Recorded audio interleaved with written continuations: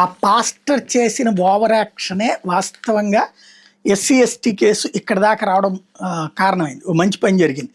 వాస్తవంగా ఈ తీర్పు ఎస్సీ ఎస్టీ రిజర్వేషన్లు పొందేటటువంటి వాళ్ళు మతం మారితే క్రైస్తవంలోకి మారితే వాళ్ళకి రిజర్వేషన్ వర్తించదన్న తీర్పు వెనకాల ఉన్నటువంటి వ్యవహారం ఏంటంటే బాపట్ల జిల్లా పిట్టలవానిపాలెంలో చింతాడానంద్ అనే పాస్టర్ అక్కడ అక్కల రామిరెడ్డి అనే వ్యక్తి మీద 2021లో ఎస్సీ ఎస్టీ అత్యాచారాల నిరోధక చట్టంలోని 3(1)R 3(1)N 3(2)VA సెక్షన్ల కింద ఐపీసీ 341 506 323 రెడ్ విత్ 34 సెక్షన్ కింద క్రిమినల్ కేసు పెట్టారు. తను గ్రామంలో పాస్టర్గా విధులు నిర్వర్తిస్తుండగా ఆదివారం ప్రార్థనలో ఉండగా రామిరెడ్డి తన మీద దాడి చేశారని ఆరోపించారు. పలుసార్లు దాడికి పాల్పడ్డారని, చంపుతానని తన కుటుంబాన్ని బెదిరించారని, కులం పేరుతో దూషించారని చెప్పుకొచ్చారు. అసలు సీను ఇక్కడే ఉందన్నమాట. ఈ కేసులో ఈ కేసులో దర్యాప్తు పూర్తయి ఛార్జ్షీట్ దాఖలైంది. తన మీద కేసును కొట్టేయాలని కోరుతూ రామిరెడ్డి హైకోర్టును ఆశ్రయించారు. తన మీద ఎస్సీ ఎస్టీ చట్టం కింద ఎఫ్ఐఆర్ నమోదు చేయడం చట్టవిరుద్ధం అని చెప్పారు. ఫిర్యాదు చింతాడానంద్ క్రైస్తవంలోకి మారారని, పాస్టర్గా పనిచేస్తున్నారని, ఎస్సీనని చెప్పుకోవడానికి వీల్లేదని చెప్పారు.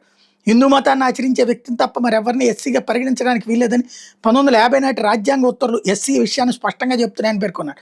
అయితే ఆనంద్ తదితర ప్రతివాదులు మాత్రం కేసు దర్యాప్తు పూర్తయిందని 10 మంది సాక్షుల వాంగ్మూలాలతో ఛార్జ్షీట్ వేశారని చెప్పారు. ఆనంద్ ఎస్సీ అని, హిందూ మాదిక్ కులానికి చెందిన వారిని పిట్టలవానిపాలెం తహసీల్దార్ కుల ధృవీకరణ పత్రం ఇచ్చారని, ఆనంద్కి ఎస్సీ ఎస్టీ చట్టం రక్షణకు లేరని వాదించారు.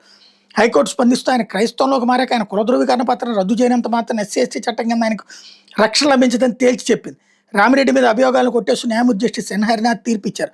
దీన్ని పాస్టర్ సుప్రీంకోర్టులో సవాల్ చేశారు. కానీ హైకోర్టు తీర్పుని ధర్మాసనం సమర్థిస్తూ 33 పేజీల తీర్పు వెలువరించింది.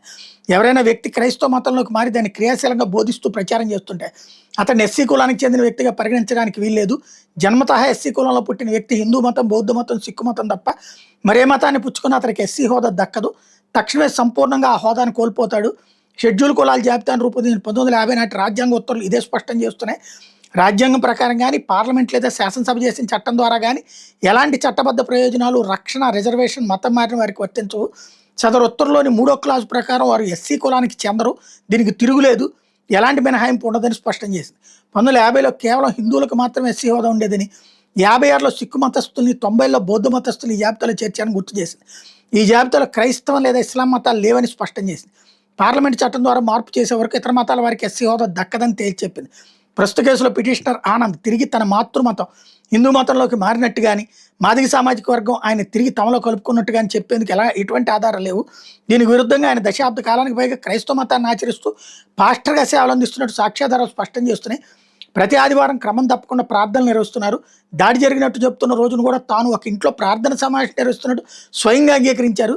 ఈ వాస్తవాన్ని పరిశీలిస్తే దాడి జరిగే నాటికి ఆయన క్రైస్తవుడేననే విషయంలో ఎటువంటి సందేహానికి తావులేదు అని సుప్రీంకోర్టు ధర్మాసనం తేల్చి చెప్పింది. పాస్టర్గా బాధ్యతలు నిర్వర్తిస్తున్న వ్యక్తికి ఎస్సీ హోదా వర్తించదని, తద్వారా అట్రాసిటీ చట్టం కింద రక్షణ పొందే అర్హత ఉండదని తేల్చి చెప్పింది. క్రైస్తవ మతం కుల వ్యవస్థను అంగీకరించదు. అందరూ క్రీస్తునందు సమానమే. అక్కడ ఎవరిని యూదులుగానో, అన్యులుగానో, దాసులుగానో చూడరు. ఒక వ్యక్తి క్రైస్తవంలోకి మారిన తర్వాత హిందూ మతంలోని సామాజిక వివక్ష నుండి బయటపడినట్టు భావించాలి.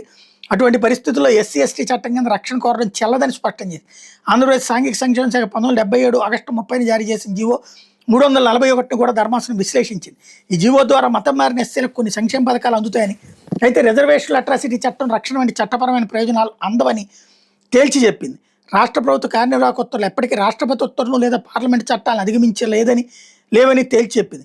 ఆంధ్రప్రదేశ్ హైకోర్టు తీర్పును సమర్థిస్తూ పిటిషన్ కొట్టేస్తున్నట్టు ప్రకటించింది. ఇదే సందర్భంలో 2021 నుంచి న్యాయ పోరాటం చేస్తున్నాను, నాతో పాటు కుటుంబ సభ్యులు 5గురి మీద అన్యాయంగా అట్రాసిటీ కేసు పెట్టారు.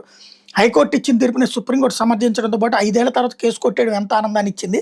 వైసీపీ ప్రభుత్వం అప్పటి ఎస్సీ కమిషన్ చైర్మన్ మొదలుకొని తాడేపల్లి నేతల వరకు ఈ కేసులో మమ్మల్ని అక్రమంగా ఇరికించారు. రాజకీయపరమైన కారణాలతో నా మీద తీవ్ర ఒత్తిడి ఇచ్చిన కోర్టుల్ని నమ్ముకున్నాను. అంతిమంగా న్యాయమే గెలిచిందంటూ పిటిషనర్ చెప్పుకొచ్చారు.